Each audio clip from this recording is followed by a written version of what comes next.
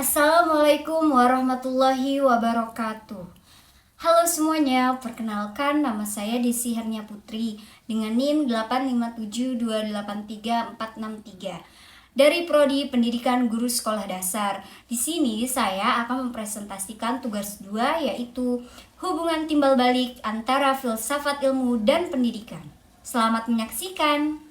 Mengapa sih filsafat ilmu dan pendidikan itu harus bersifat timbal balik? Nah, filsafat ilmu itu berfungsi sebagai dasar dan arah bagi pendidikan.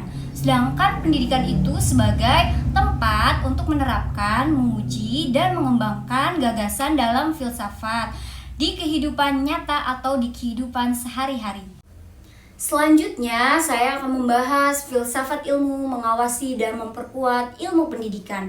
Pertama, menjaga eksistensi ilmu, menjawab apa sih sebenarnya objek yang dipelajari dalam pendidikan, seperti manusia, proses belajar, perkembangan, dan pembentukan karakter.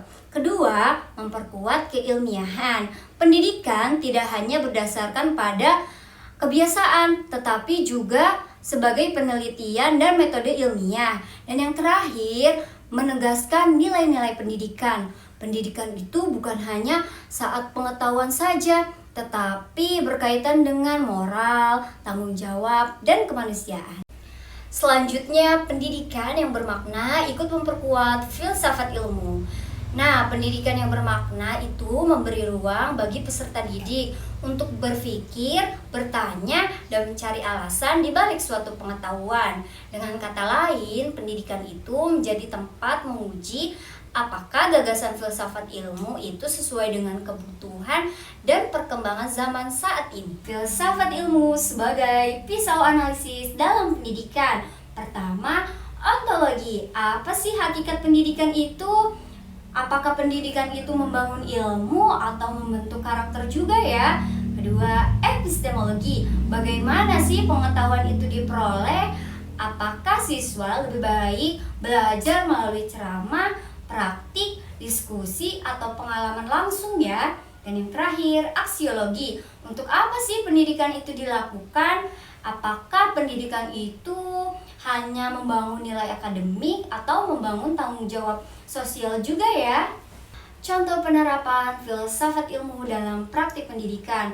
Pertama, dalam kebijakan. Saat ini, kebijakan tidak hanya menekankan pada nilai ujian saja, tetapi untuk membentuk karakter, kreativitas, dan kemampuan berpikir siswa. Kedua, ada dalam kurikulum. Dan yang terakhir, dalam proses pembelajaran. Contoh penerapan di lingkungan sekolah. Contohnya pada pembelajaran IPA di SD, guru itu tidak menjelaskan melalui ceramah saja, tetapi melakukan praktik langsung. Nah, siswa diajak mengamati tanaman di lingkungan sekolah, mencatat bagian-bagian dari tanaman, mendiskusikan fungsi akar, batang, daun, bunga bersama teman kelompoknya, lalu mempresentasikan hasilnya di depan kelas. Dapat disimpulkan bahwa hubungan filsafat ilmu dan pendidikan itu bersifat saling menguatkan dan timbal balik. Filsafat ilmu itu memberi dasar dan berpikir yang kritis serta terarah. Sedangkan pendidikan itu menjadi tempat nyata untuk menerapkan dan mengembangkan gagasan dalam filsafat ilmu. Sekian yang dapat saya sampaikan. Mohon maaf jika ada kesalahan penulisan kata atau perkataan yang kurang berkenan. Mohon maaf. Wassalamualaikum warahmatullahi wabarakatuh.